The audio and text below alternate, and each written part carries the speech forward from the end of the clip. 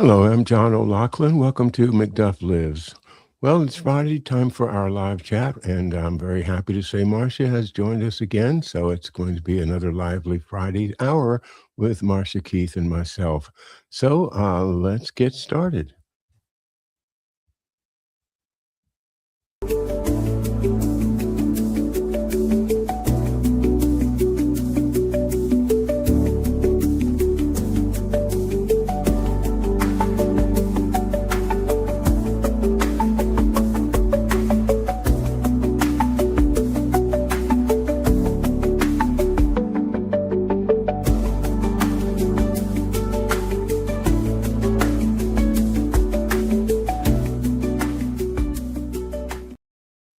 And welcome once again. I'm John O'Loughlin, and with me is my beautiful wife, Marcia Keith. Hi, Marcia. Good morning. Good morning, everyone. Glad to have anybody with us that wants to join us in the chat room. Just post your comment on Rumble if you have Rumble. If not, then we will see it on YouTube. We have all of our 3 YouTube channels open this morning. I'm thinking about shutting 1 or 2 of them down just because duplication, but the thing is, we've got people that follow us on all 3 of them. So it's a little bit of a dilemma, but it's nice to have that kind of dilemma because I get to reach more people. Yes, indeed. We have Can Detect here with us this morning. The truth will set you free, says Can Detect.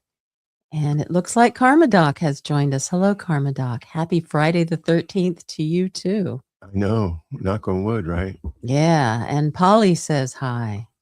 Hello, everybody. We are so glad you're here with us today. Yeah. And, since our good friends, Scott of Can Detect, the makers and providers of Allison V is here, and our good friend Karma Doc is here, and with Polly here also. I know you all are interested just to know that my last PSA came back 0.0, and I am thrilled. So we are so happy. Very happy to tell you that whatever we're doing, it seems to be working. And so I'm feeling great. I'm really, really feeling great. And so I know you guys know my story and you understand how deeply that feels. And Karma Doc says, yay. Yeah. It's so proud of you, she says.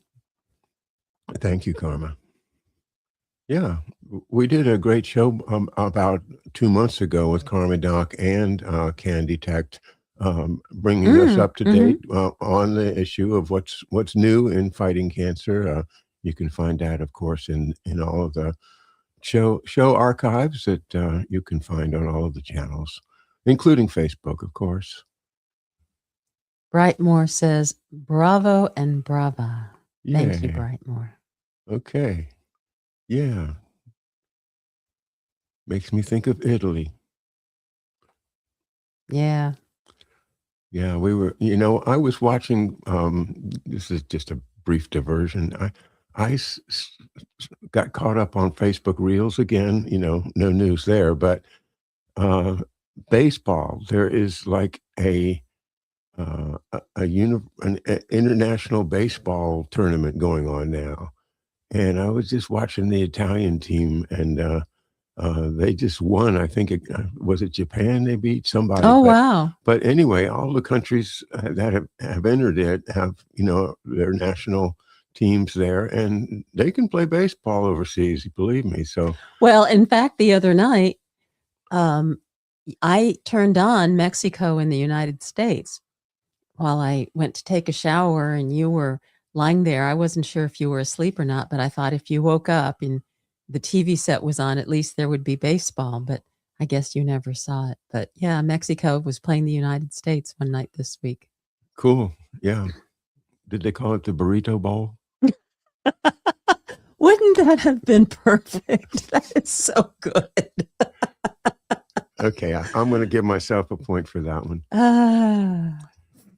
Good gracious, yeah. The Burrito Bowl. That's great. I didn't pay any attention to the game or to the score. I had just left it on so that you wouldn't be waking up to, commercials and other stuff. And the other thing is rugby. I never looked at rugby before, but there's this Guinness Invitational Rugby tournament that all the countries, I think the European countries, went to, probably some Oh, of wow. the British Commonwealth countries too, and Italy won that. Italy Nice. beat England for the first time in 23 years. But I never watched rugby before, but it's a darn exciting game. It's fun to watch, and it's very simple to see what's going on. It's Really? not complicated like baseball or cricket or something. There's a young woman that I follow who was on the women's rugby team in the Olympics. What was that? 2024, in which the women won the gold, and I've since started following her, but I've never actually watched a game and always wondered what it would be like. I just remember when I was in college, I lived in a dorm that on one floor housed a lot of the athletes that weren't in the major sports. It wasn't like, basketball and football. It was all the things like rugby and lacrosse. And I think it was the rugby players, I could be wrong, who walked around with t-shirts saying it takes leather balls to play rugby. That sounds like rugby players. Yeah. Yeah. Yeah. Well, good morning to everyone. And, we were talking before the show. I almost said I want to use the same meme title that I used last week, which is, what are we fighting for? In Iran. Yeah. Yeah.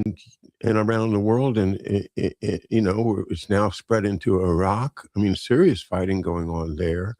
And it looks like the Iraqis are taking up arms against the Americans. And the Israelis, of course.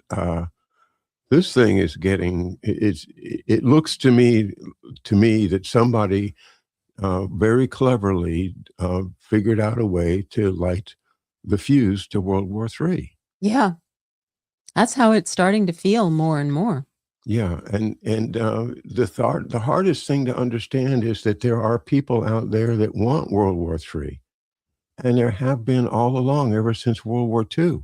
They've been at it behind the scenes with secret operations and assassinations and trying to shape the world into a global totalitarian system. And, killing people is makes them very happy. Isn't it awesome? When we had our show with Harley Schlanger on Tuesday, and as we were getting toward the end of the show, I raised the question of, what's going to happen to the people in the Gulf states? They're running out of food. They can't get out. The airports are getting bombed. And we were just about out of time, so he made it very short. He said the same thing's going to happen to all of us. They want to kill us. Yeah. And hearing Harley say that was amazing. It was amazing because, I've been working with Harley now for 6 or 7 years, and I've never heard him say something so clear and so consistent with what I've been saying for years myself. Mm-hmm. And that is, they really are going to try to kill us. And they've been killing us all along, as we talk about with Adam Finnegan and his great book, The Sleeper Agent, biological, chemical, war, and genocide. These are ongoing programs of those people that want to kill us. And if we don't wake up to that, we are going to end up dead. Yeah. Yeah. Garden Girl is here. Hello, Garden Girl. Garden Girl says, oh, that's Imagine That. Sorry. I wanted to start here. This is not our war. And that's it exactly. It is not our war. And good morning, Imagine That, who says absolutely nothing. Oil war at best. Corky, good morning, Corky. Corky says, one way or another, war will out. And death to death really scares people. Death to death. Interesting. Ashes to ashes. Yeah, war. What is it good for? Absolutely nothing. Say it again. Yeah. The songs from our college, our high school, they really do ring true. People, songs like that one.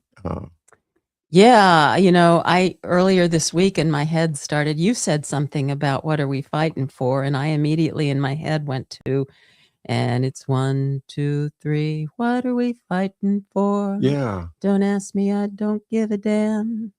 Next stop is in Iran. And by coincidence, Country Joe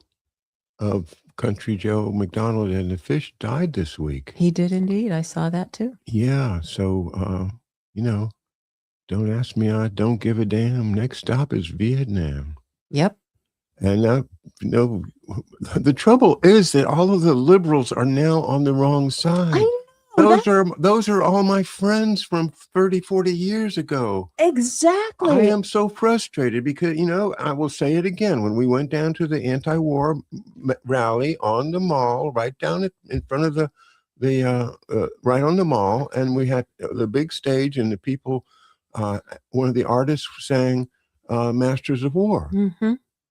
That was so moving. And the people in the audience, not a single one of them, or maybe one out of curiosity, was a liberal.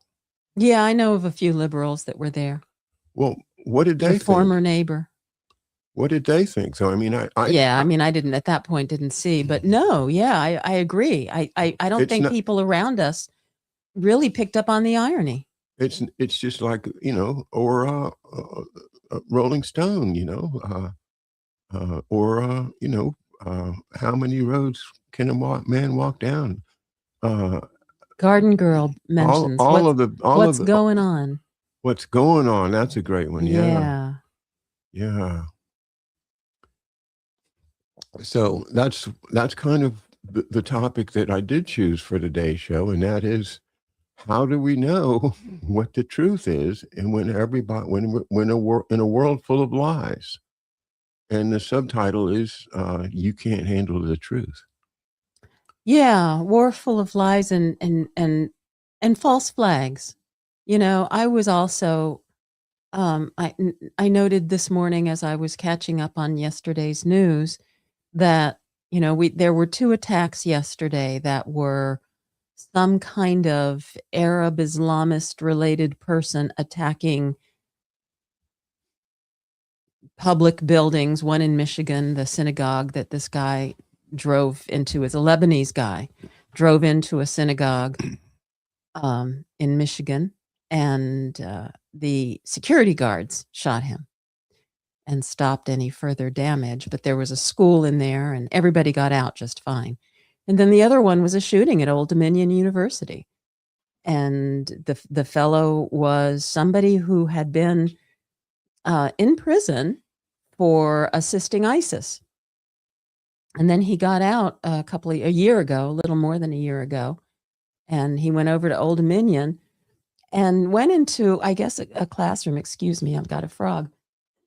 Went into a classroom that was full of ROTC students and teachers and started shooting. And he shot the teacher, who is a former, I believe, National Guardsman himself, and killed him. And 2 others were wounded. But again, and there was a third. Oh, and then I'm reading about the senator from Alabama, Tuber something, Tommy Tuberhead. I don't know, Tommy Potato Head. He texted that we should kick all Muslims out of the United States. He posted on X. Yeah. And so there is this, and I'm thinking to myself, well, these violent acts, that are happening, we can point to them and say, yeah, look, we got to get rid of all the Muslims. But how many are false flags too? Yeah, I'm glad to hear you using the term false flag, because it's a term that I think the general public is really not understanding yet. But I was just watching Scott Ritter on, I think it might have been with Danny Haiphong, and Scott Ritter is saying, it's the FBI. It's, remember the FBI set up that crazy thing with the governor of Wisconsin, Whitmer, and they have this Department of national security within the FBI. I didn't know that. And they respond to the NSA, the top of our security apparatus, and according to Scott Ritter, this is what they do. They need to raise the tension and fear index of the American people so that we are willing to sustain this war. Exactly. That is why we suspect, and we don't know, but we suspect that these things, or at least some of them, are false flags because of the clear intention to keep us bamboozled out of fear into supporting a war that the American people just do not want. Brightmore says, and I'm not quite sure what this starting. I couldn't find if there was a different comment, Brightmore, but shut down Stryker, a major medical supplier. FBI talking about Iranian sleeper cells in U.S. and possibly of more cyber attacks. Cyber attacks. That's the other thing I saw something about. Get ready for cyber attacks. Did the downed refueling jet fail because of compromised? Well, mechanics, right? No. Once again. Oh, okay. Satellite transmissions. Have Russia and China helped Iran jam Israeli spy satellites like FX and Starlink? Yeah, who knows? Who knows? But yeah, that's a good idea, though. So much of everything is dependent upon satellite links now. And our military is really just completely immersed in it. Iran shot, the first thing they did was to kill as many of our big radar systems as possible. Well, Can Detect also brings up New York mayor. There was an attack on the New York mayor's residence, supposedly from Muslims.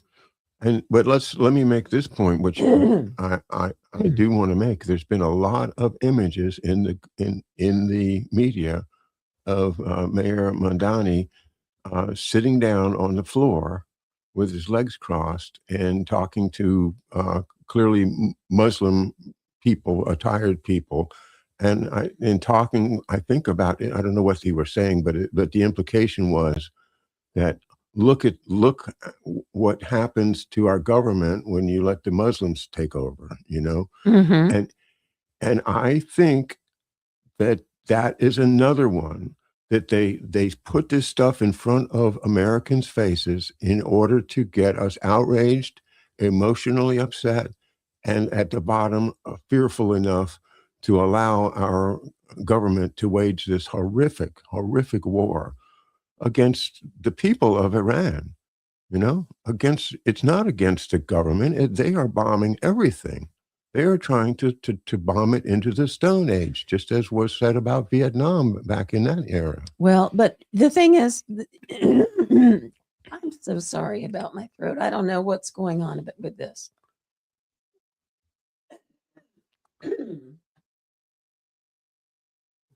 You can give, there we go. Oh, I lost it. Okay, Brightmore says, the man who drove the truck into the temple was a Lebanese man who just lost several family members to Israel's recent bombing of Lebanon. And yes, that's the justification for what he did. But now we are being told to be afraid of retaliation because that's in retaliation for what's going on over there. So be afraid of retaliation. And I think American people need to just hear this over and over again, that there are false flags, that our government does run them, and the FBI does do things like that. I mean, just as I just mentioned the FBI, and then there it is. Yep. So I think Scott Ritter is right about this. And, how many times am I going to say it? If they hadn't killed John F. Kennedy, none of this could have happened. It just couldn't have happened. We would not have turned into the world's evil superpower and, going. But you talk so much about the cover-up, and that's it, the cover-up, and, how the cover-up has gotten us to believe things that aren't true. And imagine that says the illusory truth effect is the cognitive tendency to believe false information is true, simply true because it has been repeated, first identified in 1977. And that's it. You repeat over and over again Lee Harvey Oswald, the man who killed Kennedy. And then everybody believes it that, he acted alone because it's been repeated so many times. That's how the cover up works. And probably a lot of other cover ups that we just keep repeating this thing. Insurrection at the Capitol on January 6th. How many times have you heard that? We now accept it as truth. The day afterwards, that wasn't what we were reporting. But I didn't mean to get off on that tangent. That's okay. I'm just trying to illustrate things that exactly, the truth. Yeah, the idea of the insurrection has been so absorbed in the Democratic Party and the liberal and progressive mind that you can't get it out. It's become part of their mental DNA.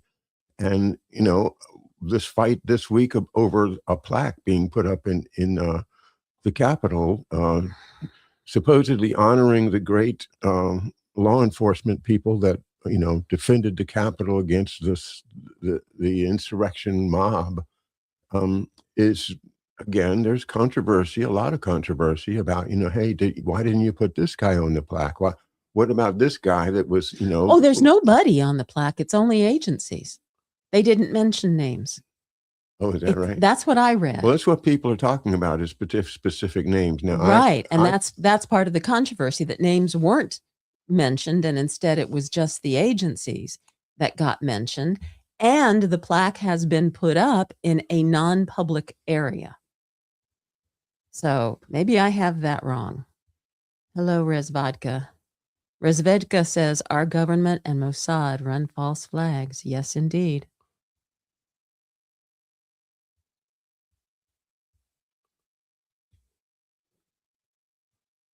Are you looking that up? Yeah, because I really had the opposite impression. I thought it had names on it. Good. Yeah, let's make sure we have it right. Well, in the meantime. All right, here it is. Okay.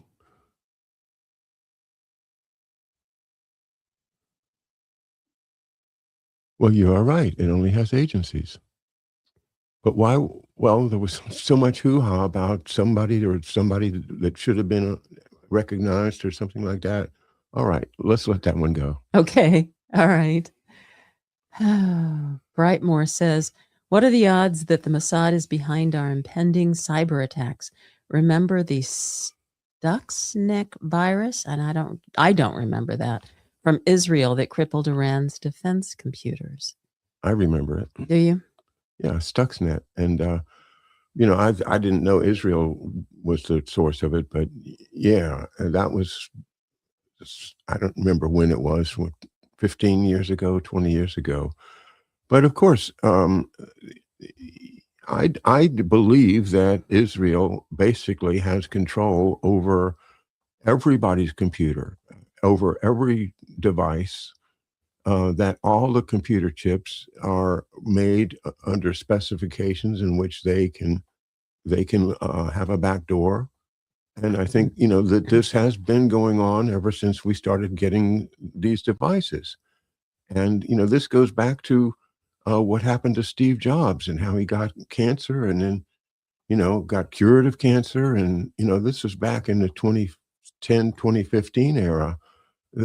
And of course, Bill Gates has been in on it all along. So between Apple and Microsoft, it's all been compromised. And now add AI to that equation, because now these wars are being, I don't want to say run, although maybe that's accurate, but these wars are being directed by AI. Well, that's a good answer, because I didn't know anybody was directing them at this point.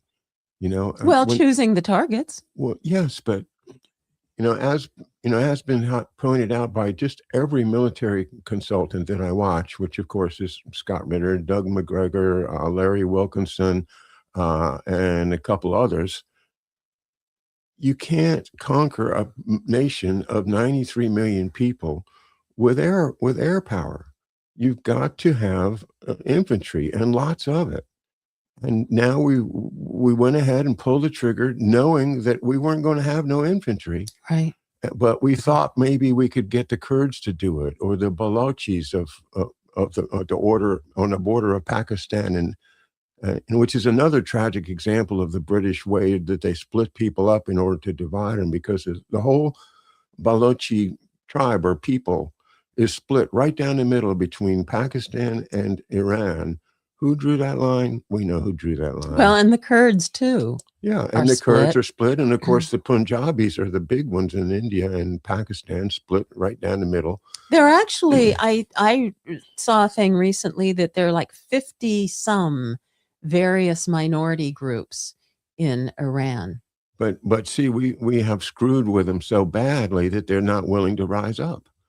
In the case of the Kurds, we've stabbed them in the back already. And I don't remember the details, but that's what I understand. And I think it's quite true that, we just use people. Absolutely. And then abandon them.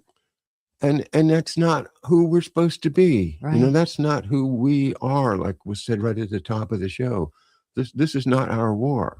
This is not the American people saying we've got to go and whoop up on the Ayatollah. No, we never rose up. We never said any such thing to our Congress people. We never asked them to declare war. We never asked the president. He is just doing what, as Harley, and I really value our most recent show with Harley this past Tuesday, Harley Schlanger. It's called Harley and Me, if you're not familiar with it. I've been doing a series with Harley Schlanger for about 6 years now, and Harley is brilliant. He's brilliant, and he's been at this so long that he knows stuff right off the tip of his tongue without having to look it up. It's a remarkable privilege to talk with Harley. So, yeah. But yeah, that's what he was saying. And well, let's go on to some more comments. Have you seen that, before we move on, that Hegseth is now saying that Khamenei the second has been injured? I saw a meme that said that he had been injured and lost a leg or something like that. But, I didn't see that. What I saw that Hegseth said was that he was injured and disfigured. Okay. But he doesn't say where or how. Yeah. So he has not been seen since he... But, they're missing the plot here. The plot is, they've got hundreds of Ayatollahs in waiting. If you kill this Khamenei guy, they'll just get back together and pick somebody else. Absolutely. It's yes. Not, this idea of decapitating a theological based religious regime. Yeah. These people believe in their religion. They believe in their mullahs and their leaders. Unfortunately, the West has kind of cut them out of an awful lot of important interactions, and so they become, isolated and very willing to defend themselves. You bomb somebody, you think that's going to make them scared. That was the whole idea of the strategic bombing survey in World War II, where let's just bomb Hamburg, let's just bomb, Dresden, let's just bomb all the cities, and the people will get scared. No, they didn't get scared. They signed up for the army. And that's what they do. People just don't get intimidated. Even if you kill their mother and their father and their children, they will not back down against that kind of inhuman, terroristic violence. Imagine that says, still fog of war. I believe nothing, especially with the onset of AI. Yeah. There you go. The first casualty of war is the truth. Razvedka says, John is still a real person. Hope AI doesn't try to delete him too. Thank you, Razvedka. I couldn't agree with you more.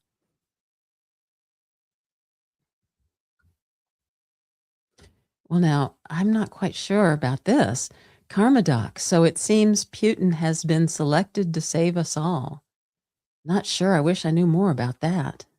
Let me take a shot at it because Okay. I don't want to pass off a chance to converse with our friend Karma for a moment. Absolutely. So it seems Putin has been selected to save us all. Here's the way that works in my mind. Okay,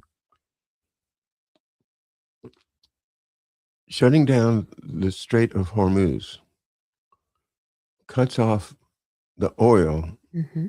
to a huge part of the world. Mm-hmm. Not the United States. We're fine. Yeah, yesterday you said 2%, was it? Yeah, 2% of our oil comes through the strait. But Japan, forget it, like 80% or 70%, and China is big too, and a lot of Southeast Asia. Well, and in Europe, Europe is totally dependent upon fossil fuel products to heat themselves and to run their machines and cars, everything. Europe is probably the most tragic so far victim of this. So, but now turn it around. Who wins? Well, Russia wins because they've got tons and tons of oil, and they've been under sanctions, and they've been having to use, false flag, the literal idea from the 19th century of on the ships called the Shadow Fleet. And, we were shooting them out of the water up to a couple of days ago. But now President Trump says, no, we're going to let off the sanctions on Russia. For 30 days. So when Russia now is selling oil and also waiving the Jones Act, which means that any tanker in the world can land in America now. It doesn't have to be a flag, that we have already negotiated the deal with. Anybody can just show up with a tanker full of oil and we'll buy it from them. Waiving all of that in order to keep the price of oil under $100. But how long is these Band-Aid measures going to last? This is not a Band-Aid type of a cut. This is a deep wound into the heart of our economy. Who wins? Russia wins, absolutely. And they're going to have the money now to rearm and finally defeat Mr. Zelensky, the cokehead, down in Ukraine. And from that point on, Russia absolutely is going to be the main economy in the world, because what are we going to do? Our corporate structure is all built around, Exxon, Standard Oil, British Petroleum, Royal Dutch. All of these oil companies are the essentials of our stock market. It's not that we're going to run out of oil. It's that the value is going to get sucked out of our economy. That's what's really scary to me, to see, after 6 months of seeing the stock market rise and total optimism about the future, and Trump talking about how we're all going to get rich, and then he pulls the trigger on this horrific war, and now the stock market's going down and down and down. Nobody knows when it's going to stop or how is it going to stop. How's Trump going to stop this and save face? Well, I have. Whoa, that's an interesting point. Oh, and he's going to try to save face. Of course, he's going to try to save face. Yes. Yeah, let's take some more comments. Okay.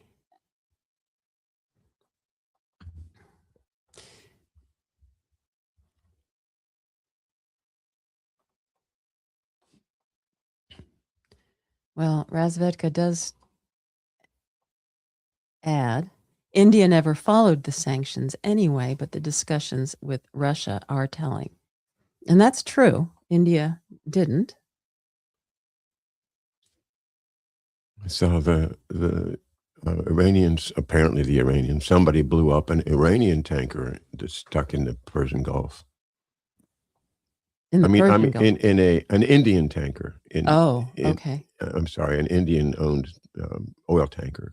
And apparently the Chinese can go through the strait if they identify themselves as Chinese. Now, It's, how well that works, who knows? well, this is the question: is why in the world would the Americans allow the Chinese to use the straits, which just benefits Iran by letting them sell oil? Oh, but let's don't start blowing up Chinese vessels. That would be a terrible step. The last thing we need is the Chinese. You know, I've Exactly. always had this image of huge container ships. You know, they probably say Evergreen on them, right? And you know, with a division of Chinese soldiers in every single one of them, and 100 of them come and just land in Los Angeles, and they spread out and take over everything. We can't stop an armed attack like that. I think our defenses are pretty slim at this point, and it's just an image that I've had in my mind for many years. That uh, you know, it will be allowed to happen. It's not like that they're going to come and fight against us. It's more likely that we're just going to let it happen because our government no longer cares about us. All right, let's don't speculate about something like that at this Okay. point. Let's talk about what's happening now. All right, sure.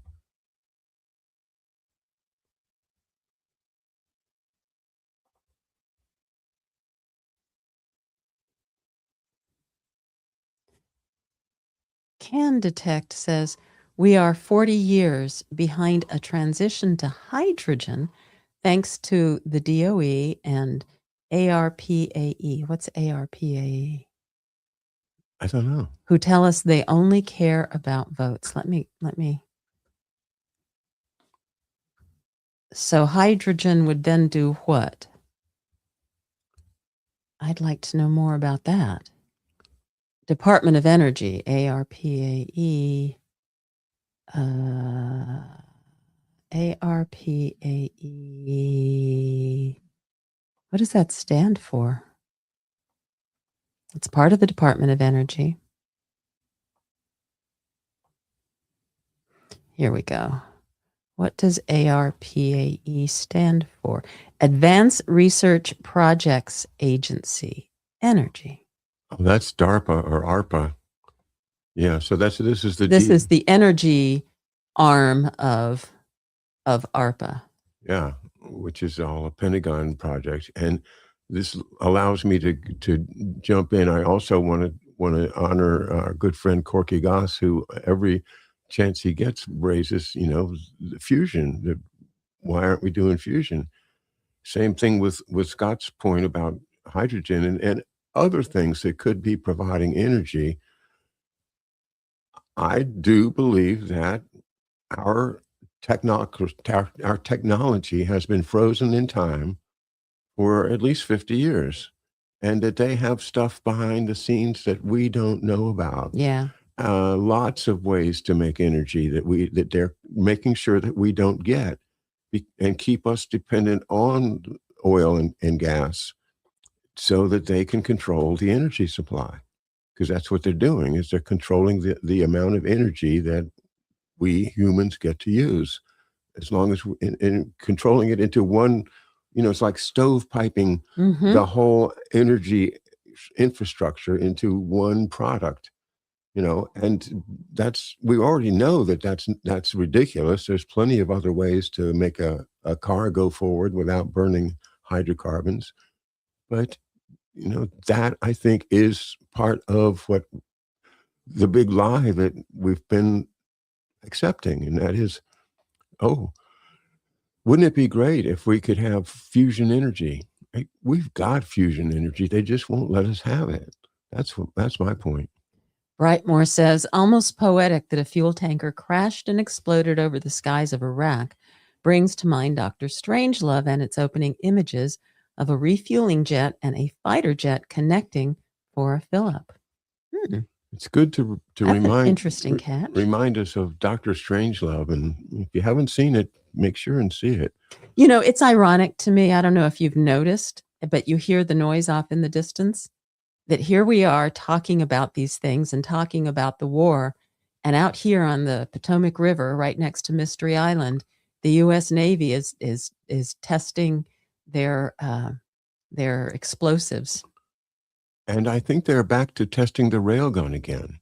Oh, I'm sure. Yeah. Because I read an article yesterday it was like the Navy's magazine of what's going on in the Navy, right? NAVC, I think. And one of the projects is, and it was talking about white sands, the white sands, and they're saying that this is the second railgun project is at White Sands, and that's where they've been doing this testing. But you and I know they've been testing it here on the Potomac as Absolutely. well. I've taken a tour. I mean, when I was Yeah. working for local government, I took a tour of that base, and they showed us the, little models of rail guns and, how they test them. Yeah.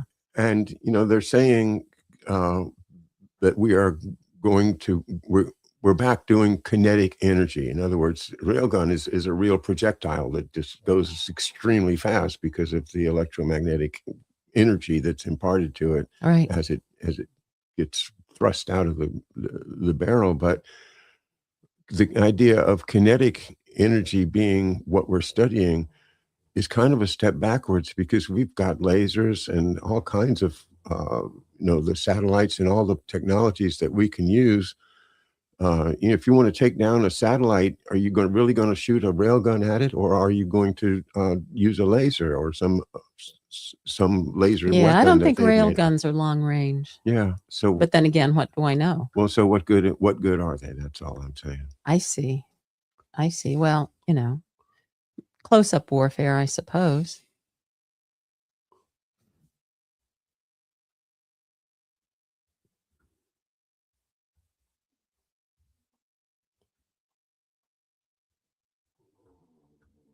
Here we go. Imagine that. Says ARPAE, or Advanced Research Projects Energy Agency, is an agency within the United States Department of Energy tasked with funding the research and development of advanced energy technologies. Advanced energy technologies. So they're the gatekeeper. They're not going to let us have them. Now, I hadn't heard this. Huffman Aviation, good morning. Iran said if you close your Israeli embassy and kick out the diplomats, and they will assure safe passage for your ships. That's true. Okay. I saw that reported a couple of times. And in the context of that, look what Spain has done. Spain withdrew its ambassador from Israel. And what I learned is that in diplomatic protocol, that means that Israel has to withdraw its ambassador from Spain. Okay. So this is very much modeling the idea that if you can get these Western countries hungry enough for your oil, that they'll kick out the Israeli and American embassies from their country. That's what's required. You have to you have to expel the American and Israeli embassies from your country, and then we will let your ships go through the Straits of Hormuz. It's very clever. That is clever. It's, yeah,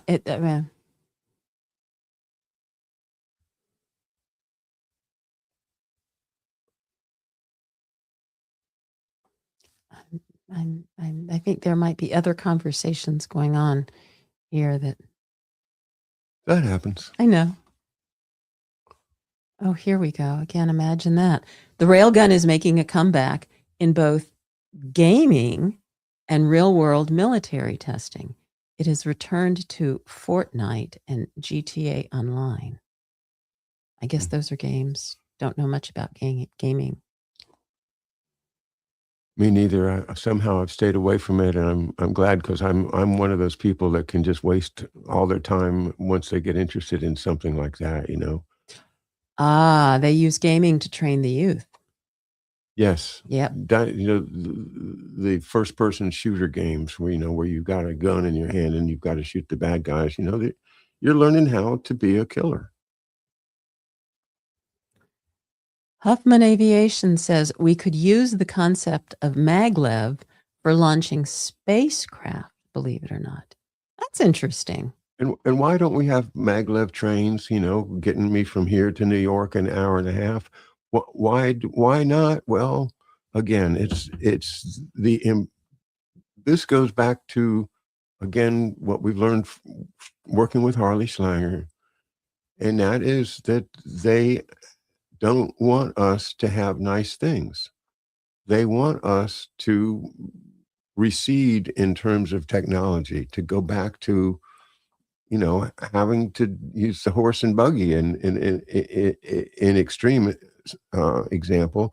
So so they took away Union Station, or was it Pennsylvania Station in New York City, the beautiful Grand Central Station. They demolished it to make Madison Square Garden. Oh, okay. But that was the Lazard Frere and the bankers taking away our beautiful architecture so that we live more dystopian lives. Razvedka says Russians with all their oil are using fusion generators in the Arctic.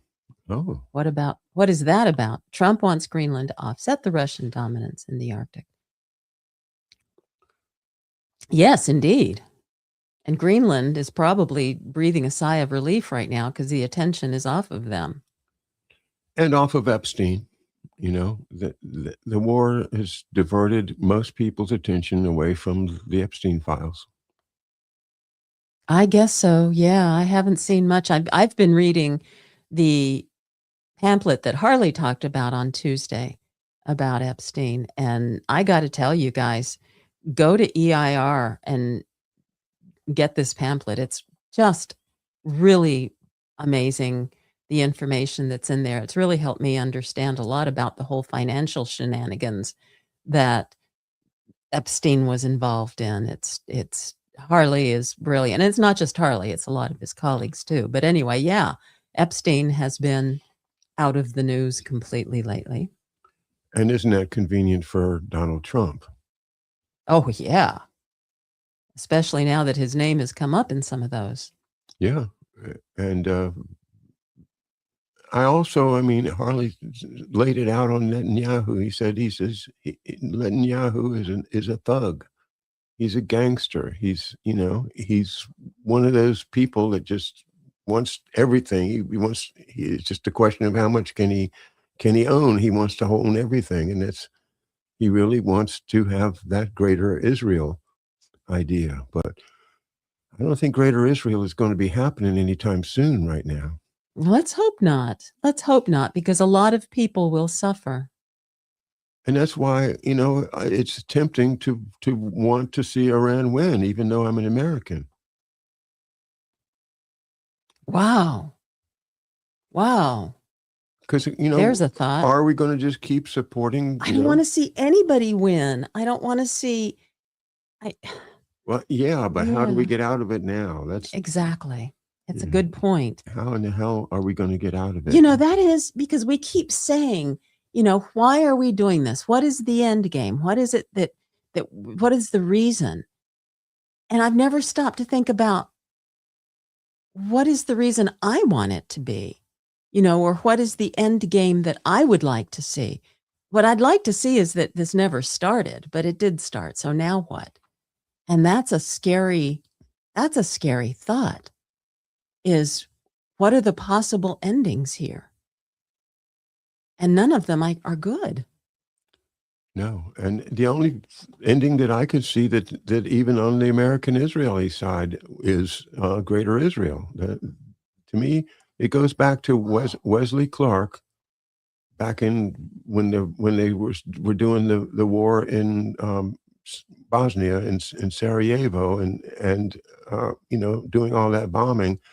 And Wesley Clark, the former general, I think he was a 5-star, at least a 4-star, reports, and you can see this all over YouTube. He says, I went into the planning room, and the guys told me that we're going to topple 7 countries in the next 5 years, and he was shocked. And at this point, we've toppled the first 6 of them, and what's the last one on the list?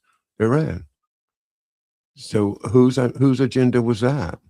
This is the agenda that was given to America by Israel, as far as I can see. And we've been doing Israel's bidding, and this is, again, we have to consider the idea that Israel has got some really, really powerful blackmail, not only on people but on the whole country. On our whole country? Yeah. Yeah. Well, They're smart enough to put hidden nuclear bombs in cities that, they can tell, Donald Trump, hey, you know what? You like New York, right? Well, the International Court of Justice is still even considering the South African complaint about Israel committing genocide in Gaza. Mm-hmm. And the United States has just filed some kind of it's not a amicus brief like you would have in the Supreme Court, but it's something like that says, no, it's not genocide. I mean, we are going to the International Court and saying, no, we're behind Israel. It wasn't genocide. How can you say it's not genocide, what took place over there? It's just... Well, it's this whole war is based on the idea of self-defense. See, the legal justification for us doing this war is that the president and the National Security Council made a judgment that America is under imminent threat. We are supposedly under some kind of imminent threat. If it wasn't for that, they'd had no justification at all for it. So, self-defense, we have to defend ourselves. The ridiculous idea that Marco Rubio said a week ago that we had to do it because Israel told us that they were going to go and do it, right? And therefore we knew we'd get hit in retaliation, so we had to preempt the preemptive strike. So we preempted the preemptive strike, and that was a defensive measure, so therefore it's legal. So I'm going to stand here and threaten you with a stick. And so then you get a bigger stick to defend yourself. And then when I hit you, I say, well, it's because you were going to hit me with a bigger stick. Yeah. Or with any stick. Doesn't even have to be bigger. Yeah. I got to hit you now because you're going to hit me. Yeah. And not only that, your stick is an existential threat to me. That's right. Yeah. If you hit me, I'm going to completely disappear from the earth. So, yeah, all this hype and nonsense and just lies. Brightmore says, stop hitting my boot with your face. Yeah. Yeah. Of course, that's Orwell and, or was it Huxley? I get them confused on their quotes, but, the future of humanity is a boot constantly stepping on your neck or something like that. Corky says ethics lost reason. Now meta ethics required. Meta ethics. This is a new term to me. Well, I understand they've almost humanized their AI robot. His name is Claude, right? And he's getting more and more. That's the Anthropic AI. Uh-huh. Anthropic is the company that was identified by Trump as being a national security threat. Correct. Yeah, and it's called Claude. And Claude is being used. Claude is being used to identify and determine who are targets that we're going to bomb. Oh boy, we're running out of time. Whoa. I had no idea.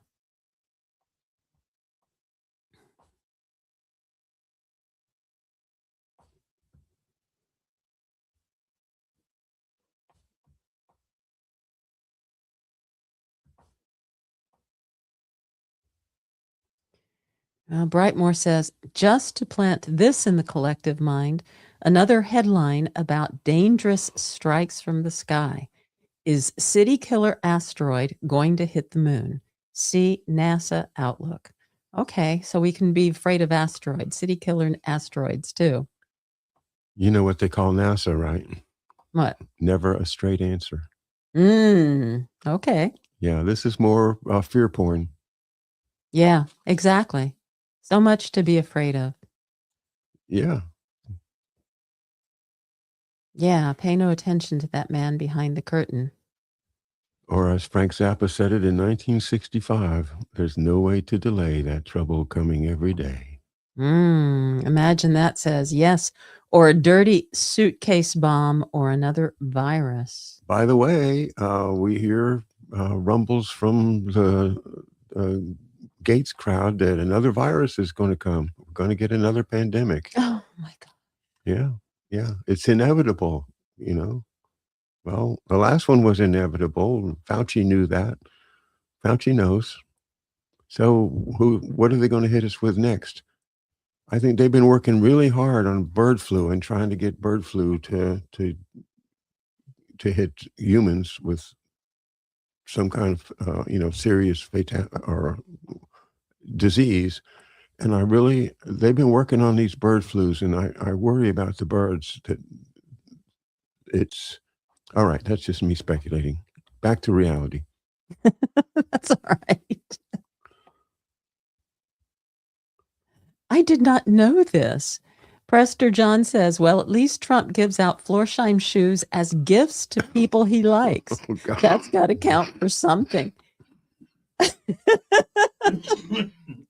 Made me laugh. Yeah. I had no idea that he did that. Wow, those are nice shoes, man. Yeah, Florsheim shoes. Oh my goodness. Yeah. Oh, jeez. I don't know. That's yeah. Razavetka, John and Marcia, you were so right. Israel has blackmail on the USA and maybe on Trump. Yeah. Yeah, I mean, Here we go. Karma Doc. As I've said it before, the small family farm is the only thing that will save you. Yes. Mm-hmm. And community, because I think, that's what we had, that's what we lost in the 19th century. We lost our sense of self-reliance and the identification of that American dream of having your own place, making your own children, controlling your own property and taking care of nature as a steward. That whole American dream has been taken away from us. I had a really interesting online discussion with a local farmer, a friend of ours that we have bought, actually that we buy the soaps from because they make soaps too. But this is a young couple who they actually live in a suburban house on a 1/4 acre lot, or maybe it's half an acre. I don't think so. And they farm enough to feed themselves and actually sell at the farmer's market every summer. They've opened a shop in a small town down the road from us, and they are amazing what they've accomplished. And we had a really interesting online discussion about food and food policy and the Secretary Kennedy's message about teaching people to cook and to eat real food rather than processed food.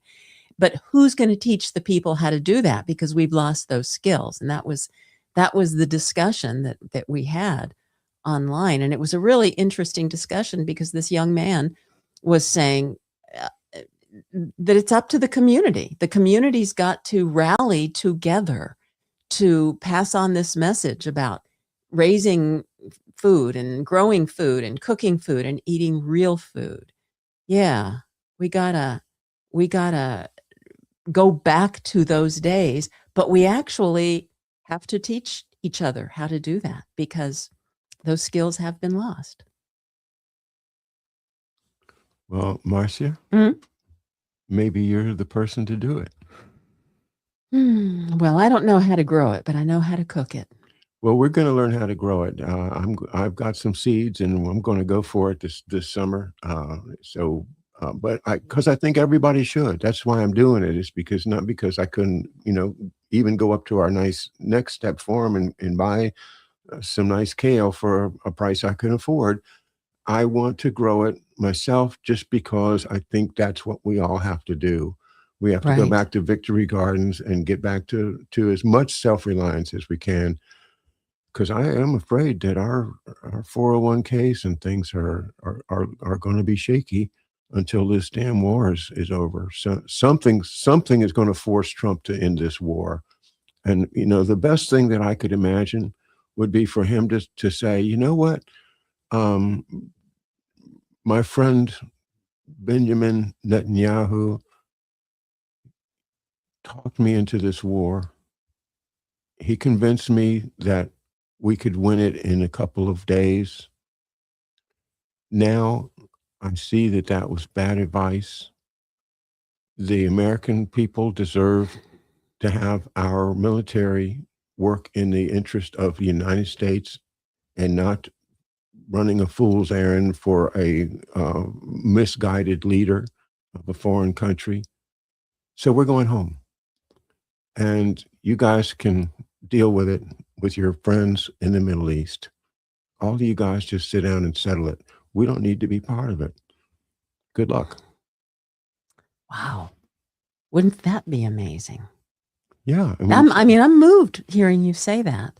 That would be absolutely amazing. It's not going to happen. We don't know that for sure. Well, that's true. I mean, what else? He's got to find an off ramp, and throwing somebody under the bus has always been an off ramp for American policymakers. And who is the most likely to be believed by the American people as to the real cause would be Bibi. I know we're running out of time here, but I gotta put this up here. As Brightmore says, that will give Bibi the justification he needs to use nukes on Iran. And I fear that's true. That would lead to a nuclear war. Blackmail. Yeah, blackmail. All right. Be safe on this Friday the 13th, everybody. Thank you for being here. Thank you for joining us. Thanks very much, everybody. And thank you, Marcia, for another very lively and interesting conversation. Thank you, John. All right. We'll see you Monday morning back here at McDuff Lives. Bye-bye.